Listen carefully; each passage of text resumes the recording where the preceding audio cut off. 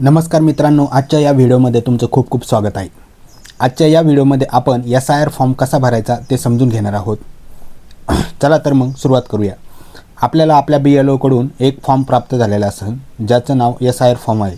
तो फॉर्म घेतल्यानंतर आपल्याला कोणकोणती माहिती भरायची आहे आज त्या व्हिडिओच्या माध्यमातून आज समजून घेणार आहोत। यासाठी सर्वप्रथम आपल्याला अगोदर फॉर्म समजून घेणं गरजेचं आहे। अशा पद्धतीचा एक फॉर्म तुम्हाला BLO कडून मिळालेला असेल।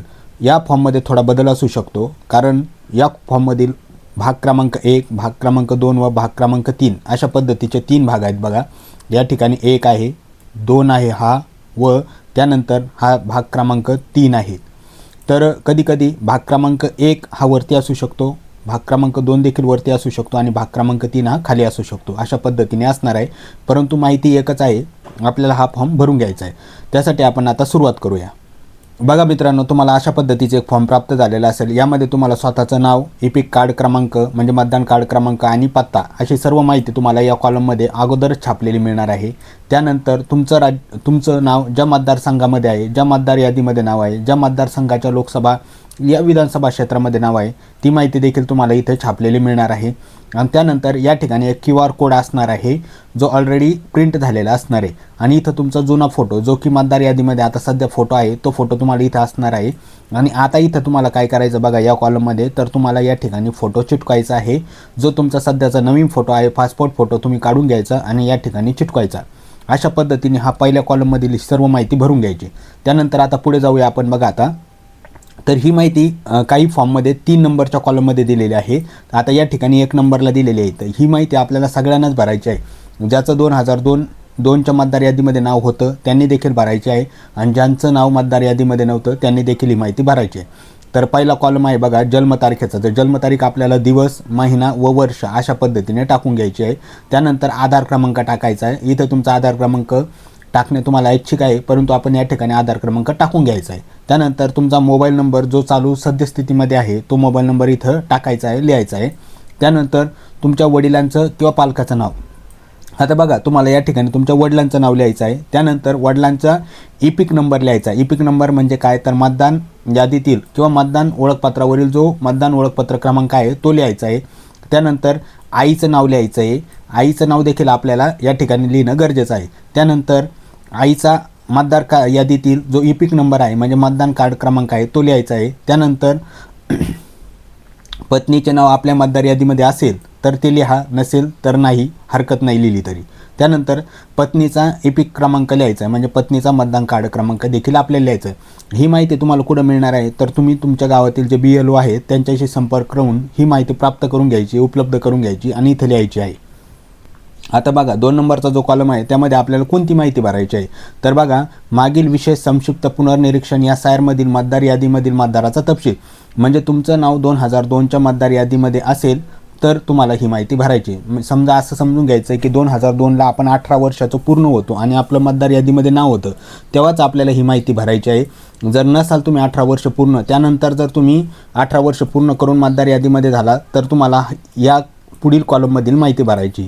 आता आपण असं समजूया की आपलं 2002च्या मतदार यादीमध्ये नाव होतं, तेव्हा आपण यामध्ये कोणकोणती माहिती ती भरायची ती समजून घेऊया। तर बघा, पहिलं आहे मतदाराचं नाव। इथं आपलं नाव टाकायचं आहे। त्यानंतर इपिक क्रमांक टाकायचा। इपिक क्रमांक म्हणजे मतदान कार्ड क्रमांक टाकायचा। त्यानंतर आपल्या नातेवाईकाचे नाव, आपण इथं आईचं किंवा वडिलाचं नाव टाकू शकतो। त्यानंतर त्यांच्याशी असणारे नातेसंबंध आपण इथं टाकायचं आहे। पुढे जाऊया। त्यानंतर आपल्याला आपला जिल्हा टाकायचा आहे। जिल्ह्यानंतर राज्य टाकायचं आहे आणि मतदारसंघाचे नाव टाकायचं आहे। आपण ज्या विधानसभा मतदारसंघामध्ये आहोत त्या मतदारसंघाचं आपल्याला इथं नाव टाकायचं आहे। त्यानंतर मतदारसंघाचा अनुक्रमांक टाकायचा आहे। त्यानंतर भाग क्रमांक आणि अनुक्रमांक ही माहिती देखील आपल्याला आपल्या BLO कडून मिळणार आहे। जर BLO कडून न घेता आपण वेबसाईटवरती देखील जाऊन ही माहिती घेऊ शकतो। त्यानंतर पुढे यायचं आहे, ज्या मतदाराचं नाव 2002च्या मतदार यादीमध्ये नव्हतं त्यांनी काय करायचं आहे, तर त्यांनी आपल्या नातेवाईकाचं म्हणजे आपल्या आईचं किंवा वडिलांचं नाव आपल्याला या ठिकाणी टाकायचं आहे। त्यांचा इपिक क्रमांक म्हणजे मतदान कार्ड क्रमांक टाकायचा आहे। त्यांच्याशी असलेलं नातं टाकायचं आहे। आई असेल तर आई, वडील असेल तर वडील। त्यानंतर इथं जिल्हा टाकायचा आहे। ज्या जिल्ह्याच्या मतदार यादीमध्ये नाव आहे तो जिल्हा टाकायचा आहे। ते राज्य टाकायचं आहे। विधानसभा मतदारसंघाचं नाव टाकायचं आहे। विधानसभा मतदारसंघ टाकायचा आहे की जो कोणता क्रमांक आहे त्याचा तो क्रमांक टाकायचा आहे। त्यानंतर भाग क्रमांक टाकायचा आहे आणि अनुक्रमांक टाकायचा आहे। तर ही सर्व माहिती तुम्हाला BLO कडून मिळणारच आहे। तर आपण व्हिडिओमध्ये पण बघूया की ही माहिती ऑनलाईन आपल्याला कशी शोधायची आहे।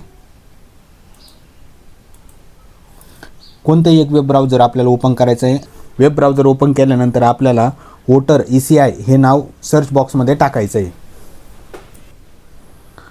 अशा पद्धतीची स्क्रीन आपल्यासमोर ओपन होईल। सर्वात वरती जे नाव आलेलं आहे त्या नावावरती आपण क्लिक करणार आहोत। त्यानंतर आपल्यासमोर अशा पद्धतीची स्क्रीन ओपन होणार आहे। यामध्ये दिसते आपल्याला बघा search your name in last SIR, तर या नावावरती आपण क्लिक करायचं आहे। त्यानंतर बघा मित्रांनो, आपल्यासमोर अशा पद्धतीची स्क्रीन ओपन होणार आहे। यामध्ये आपल्याला आपलं राज्य निवडायचं आहे। राज्य निवडल्यानंतर आपल्याला इथं आपला जिल्हा निवडायचा आहे। जिल्हा निवडल्यानंतर आपला मतदारसंघ म्हणजे विधानसभा मतदारसंघ निवडायचा आहे। त्यानंतर पोलिंग स्टेशन जर माहिती असेल तर निवडा, नसेल तर राहू द्या। त्यानंतर पार्ट नंबर, सिरियल नंबर निवडायचा आहे। आणि ज्यांचं आपण नाव शोधतोय 2002च्या मतदार यादीमध्ये, आपण जर स्वतः असेल तर स्वतःचं नाव टाका, किंवा आई किंवा वडील असेल तर यांचं देखील आपल्याला इथं नाव टाकायचं आहे आणि सर्च करायचं आहे। त्यानंतर हा स्क्रीनवरील कॅप्चा टाकायचा आहे या कॅप्चा बॉक्समध्ये आणि सर्च या नावावरती क्लिक करायचं आहे। सर्च या नावावरती क्लिक केल्यानंतर आपल्यासमोर संपूर्ण माहिती येणार आहे। त्यामधून जसं की आपल्याला part number, serial number, repeat number हे सर्व माहिती लिहून घ्यायची आहे आणि आपला फॉर्म भरताना आपल्याला त्याचा उपयोग होणार आहे। पुन्हा आपण आपल्या फॉर्मकडे जाऊया। बघा ही सर्व माहिती आपण भरून घेतल्यानंतर आपल्याला इथं स्वाक्षरी करायची आहे। आपण स्वतः स्वाक्षरी करायची व आपण आपल्या कुटुंबातील सदस्यांची माहिती भरत असेल तर आपण या कुटुंबातील जे सदस्य आहेत त्यांची इथं स्वाक्षरी घ्यायची आहे आणि या ठिकाणी BLOची स्वाक्षरी असणार आहे। जे की तुमच्या गावातील BLO असणार आहे त्यांची इथं स्वाक्षरी असणार आहे आणि हा फॉर्म तुम्हाला तुमच्या BLOकडे जमा करायचा आहे। तर अशा पद्धतीने तुम्हाला आपल्या मतदार यादीतील पुनर्परीक्षणाचा SIRचा फॉर्म भरायचा आहे आणि तो आपल्या BLOकडे जमा करायचं आहे। तर मित्रांनो, व्हिडिओ शेवटपर्यंत बघितल्याबद्दल खूप खूप धन्यवाद।